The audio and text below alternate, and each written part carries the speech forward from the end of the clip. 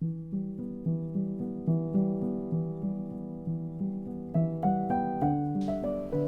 of the reasons I'm involved in this organization is because I think I had it pretty good. And I owe it to my community because there are a lot of people out there who haven't had it as good as I have. And when I was in high school, I did have teachers that I could go to who were a safe space. It's sad that 25 years later, we're still dealing with this. I left NCLR in 2018, and at that time, I felt pretty good about where we were as a nation on LGBTQ issues. We'd won marriage, and then we had the election in 2020, and now we've had an enormous backslide. What keeps me up at night is just the onslaught of attacks that are happening against our community. It's not just at the ballot box. It's not just in the Capitol. It's at our school boards. It's in the courtrooms. It's shifting public opinion with the misinformation campaigns that are happening on the internet. Folks have to care because our rights are under attack, and if we don't fight back, who will?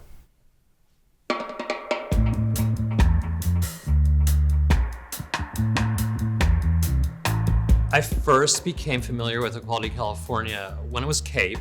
It was just in its infancy. The organization CAPE, the California Alliance for Pride and Equality, CAPE was formed and surrounded itself with a group of committed, passionate community advocates that had immense talent. We eventually had an office in the Castro on the second floor, kind of in the back, and we'd go up these rickety stairs to get up there. California had no rights for LGBT people. The few bills that moved forward at all didn't pass or would be vetoed. So we had to really start by passing some initial bills, educating the public, and moving legislators. And that's exactly what we did. And everyone was welcome to participate in any way they could. San Francisco began to issue marriage licenses. California Supreme Court ruled a month later, you have to change the law. And that's what Jeff Coors, Equality California, and I set out to do.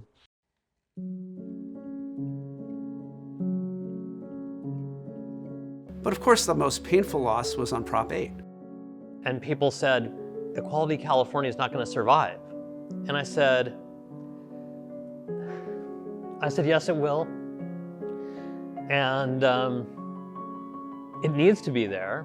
We have a place. We have a role. No one else is doing what we do. Until our work is done, we need to be there.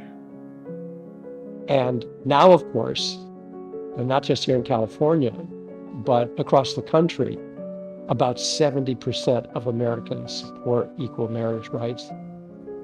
Well, marriage campaigns are how I met my husband.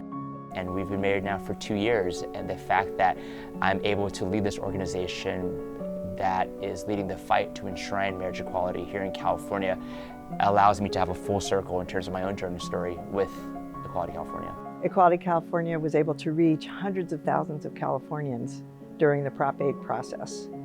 Even though Prop 8 prevailed, it opened the eyes of the rest of the country.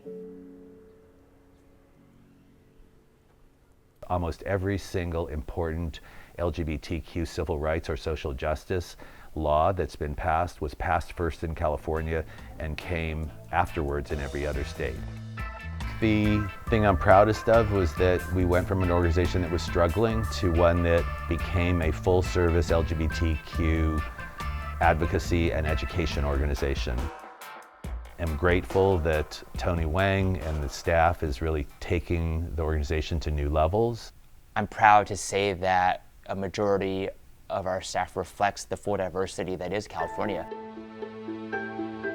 So Equality California has not only working for the LGBT community, but also working in alliance with other organizations to help on issues of immigration, to help on issues of women's reproductive rights, and many other civil rights issues.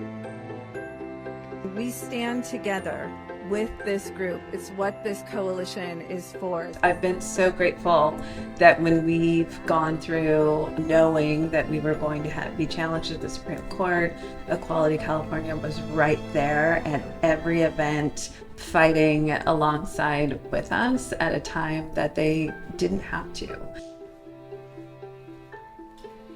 There was challenges of their own they were working on, but they understood very early why the two organizations are so linked in terms of agency and bodily autonomy and freedom. AT&T was the very first corporate sponsor for Equality California. It was a lonely place during that time period, but it was important to my company, it was important to me personally to be part of that, to be a leader, help the corporate world understand the importance of support, authentic support, not just during the month of June, but year-round. People who sometimes are disillusioned with government because they don't think government is helping or improving their lives. Unfortunately, we need to make sure that folks understand that government can also really hurt you. And so we need to win elections and make sure everyone understands what the stakes are.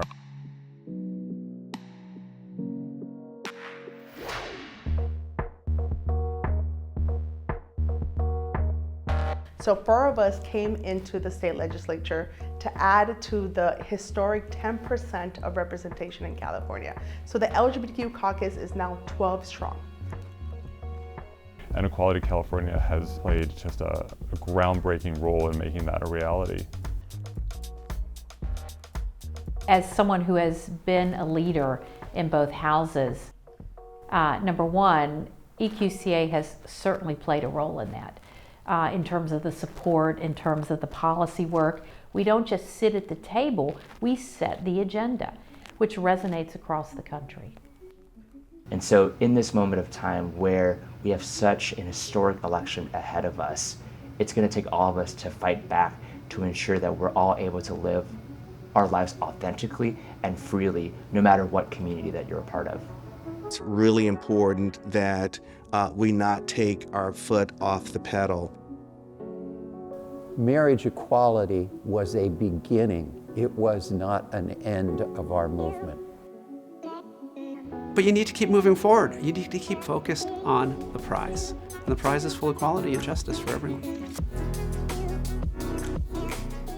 Having, queer kids across the state and across the country telling their own stories and fighting back against this hateful rhetoric allows me to know that we're going to come out stronger at the other side.